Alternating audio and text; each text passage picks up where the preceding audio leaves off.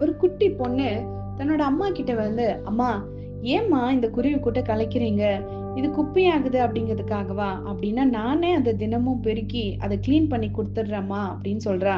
அது மட்டும் இல்ல, அவன் தன்னோட தாய்கிட்ட, ஏம்மா உங்களுக்கு இறக்கமே கிடையாதா அப்படின்னு கேக்குறா. அங்க வந்து சிட்டுக்குருவிகள் எல்லாம் கத்துது.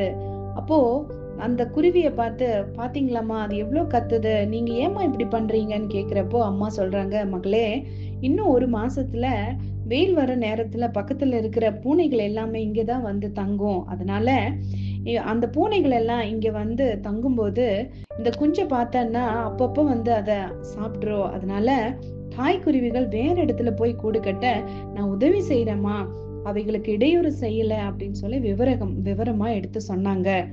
ஆமாங்க, இன்னைக்கு நம்முடைய வாழ்க்கையிலும் பல நேரங்கள்ல நம்ம செய்ய துவங்குற பல காரியங்கள்ல தடை வர்றதை பார்த்து நம்ம சோர்ந்து போயிடுறோம். நம்ம செய்யற காரியங்கள்ல முடிவுல நமக்கு நன்மை இல்ல, தீமைதான் வரும் அப்படின்னு ஆண்டவருக்கு நல்லா தெரியும். அதனாலதான் இப்படிப்பட்ட நேரங்கள்ல ஆண்டவர் நம்மள திசை திருப்பி விடுறாரு, அதை தடை செய்யறாரு.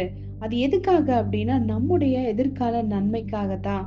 சிலர் இத புரிஞ்சுட்டு காரியங்களை சரி செய்யறாங்க. ஆனா இன்னும் சில பேர் அதை புரிந்து கொள்ளாம தங்களோட சொந்த அறிவு என்ன சொல்லுதோ அதப்படி செய்ய முற்பட்டு பரிதாபகரமான முடிவை சந்திக்கிறாங்க. ஆமாங்க, கர்த்தர் எதுக்காக இதெல்லாத்தையும் நம்ம வாழ்க்கையில அனுமதிக்கிறார் அப்படின்னு சொல்லி அதை புரிந்து கொள்ளும் அறிவை நம்ம அவரிடமே கேட்டு பெற்றுக்கொள்ளணும். வேதம் சொல்லுது, உன் சுய புத்தியின் மேல் சாயாமல் கர்த்தர் மேல் நம்பிக்கையாயிரு, அவரே காரியத்தை வாய்க்க பண்ணுவார் அப்படின்னு. அதனால உங்க சுய புத்தியின் மேல சாயாதீங்க, ஆண்டவர் சொல்ற ஆலோசனைய கேளுங்க.